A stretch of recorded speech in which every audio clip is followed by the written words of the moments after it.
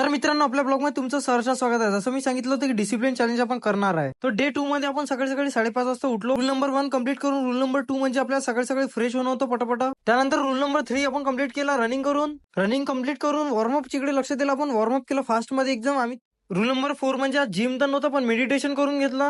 नंतर बारी होती रूल नंबर 5 ची. मस्त टाईट मध्ये एकदम जेवण करून घेतलं ना भाई. काम सर्व निपटले होते. मग काय फिरायचं काम होतं. म्हटलं चला भाई दुपारचं खाली आहे आज आपण. चला म्हटलं दर्शनच करू. तर मित्रांनो, आम्ही जाणार होतो श्री संत सुरेश बाबा फुगगाव यांच्या निवासस्थानी. संत सुरेश बाबा हे नांदगाव तालुक्यात सर्वाधिक मानले जाणारे संत आहे.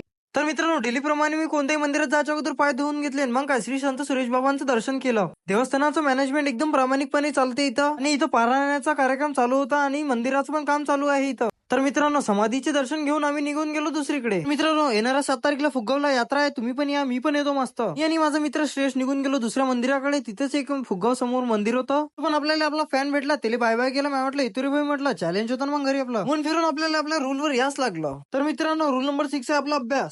तर मित्रांनो, रूल नंबर 7 होता स्किल डेव्हलपमेंट. ते पण आपण करून घेतलं. तर मी करतो Rishidas video. Thanks for watching.